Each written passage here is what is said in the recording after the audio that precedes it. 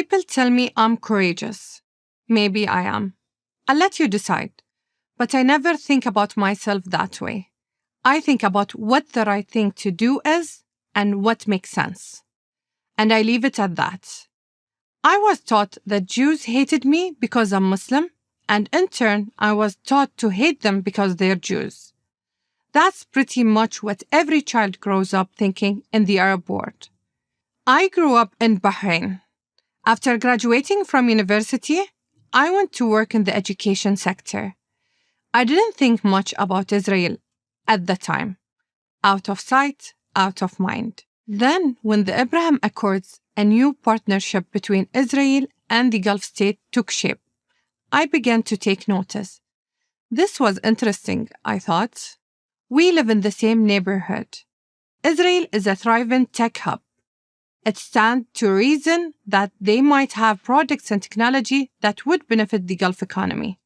Then, in 2020, out of the blue, I was contacted by a non-profit NGO called Sharaka, whose goal is to introduce and educate Arabs and Israelis about one another and promote peace.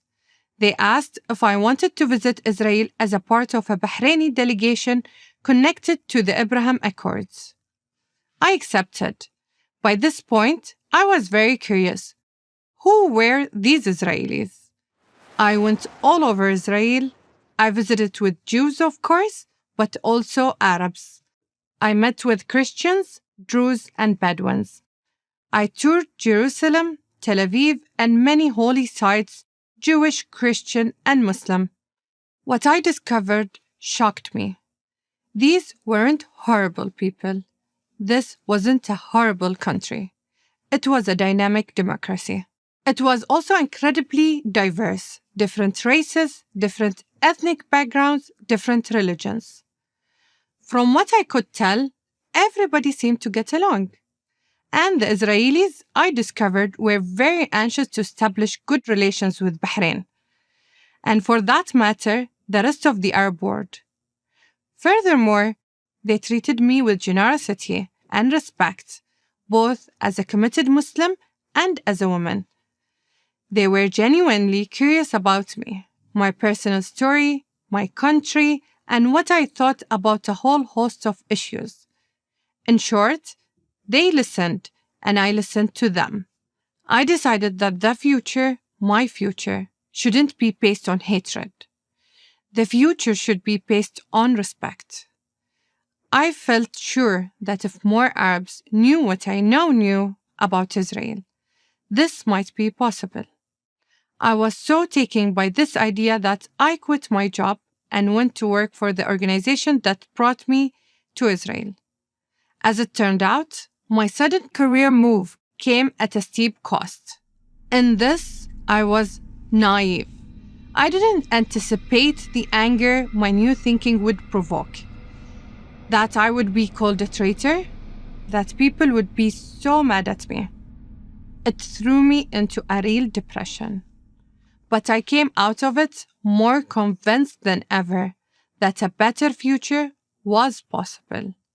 I believe the Palestinians deserve a homeland of their own. But the idea that Israel doesn't deserve to exist and should be wiped off the map doesn't get anyone anywhere. Just how counterproductive this idea was all too clearly demonstrated on October 7, 2023. I've seen the raw footage, the beheadings, the children watching their parents being murdered in front of their eyes. I can't unsee it, and I can't let it stand. I won't let it confuse me or deter me from pursuing peace. I grieve for every innocent person killed in Gaza. I grieve for any innocent person killed anywhere. I hate war. I can only see one way forward: mutual understanding and shared interest. The Abraham Accords represent that. The purveyors of hate are only too aware of this fact. That's why they will do anything to stop them. But they will fail. There are too many people like me who know who the real enemy is, and it's not Israel. I am Fatima Al-Harbi, CEO of Sharaka Bahrain and the Gulf Affairs Director of Sharaka Global for Breaker University.